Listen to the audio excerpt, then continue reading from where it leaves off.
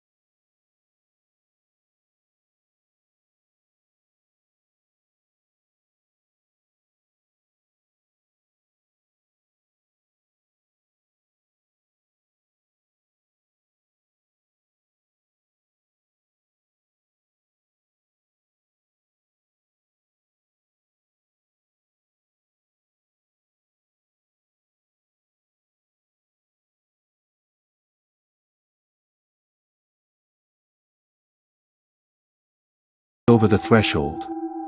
The air inside was instantly different. It didn't smell of dust or decay, but of ozone and something sickeningly sweet, like old copper and dried lavender.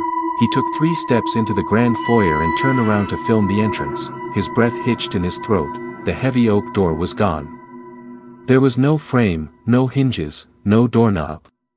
Where the entrance had into what looked like a grand dining room. A long, dust-covered mahogany table stretched across the floor, set with rotting silver plates.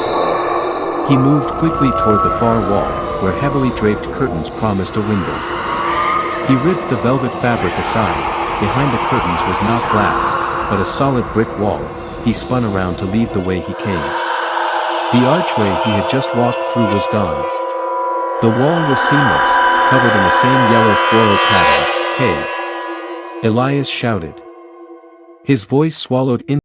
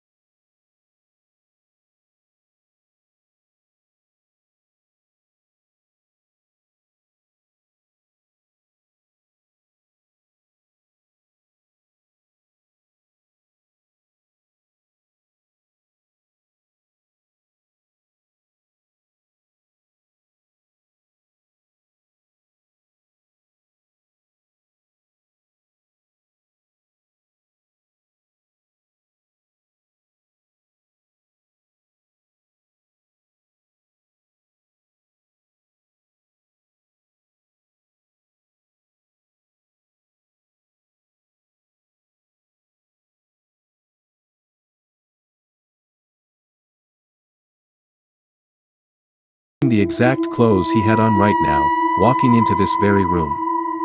The timestamp in the corner of the photo indicated it had been taken exactly 10 seconds ago. Suddenly, the TV flared to life with blinding static.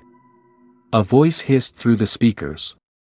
It sounded distorted, layered with 1,000 whispering voices. "Elias, you always loved looking at things from the outside. How does it feel to be the exhibit?"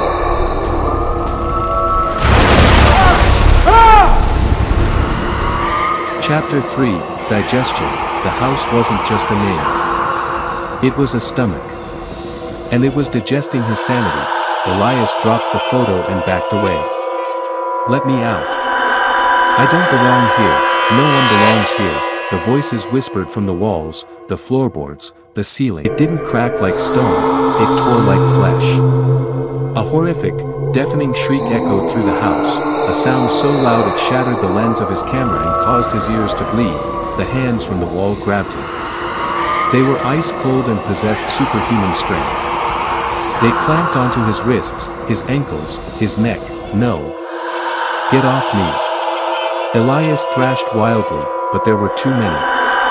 They began to pull him backward, pressing his spine against the weeping yellow wallpaper. Shoo, the collective voice of the house hummed, sounding almost maternal. Stop fighting, Elias. You don't need doors anymore. We are all one room now.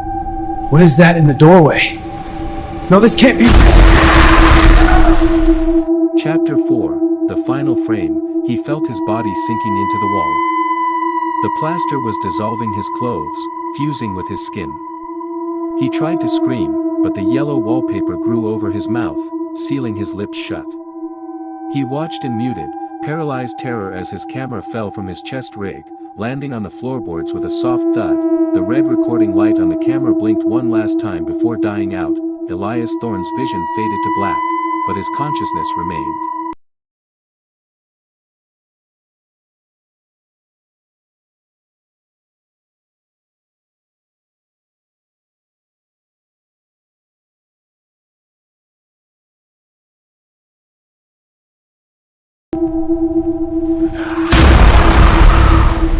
Epilogue. 6 months later, a young woman pushed through the heavy iron gates of the Blackwood estate. She held a smartphone attached to a gimbal, broadcasting live to her audience. "All right guys, we are at the legendary Blackwood Manor," she whispered excitedly. "The police searched this place top to bottom for Elias Thorne and found absolutely nothing. But you know me. I always find what others miss." She pushed open the heavy, carved oak front door and stepped inside. "Whoa, the vibe in here is insane," she said to her chat. She looked down and noticed a dusty, broken camera lying on the floor. "No way, God." Stories that stay with you after midnight. Subscribe. More darkness is coming. Now, there's no turning back.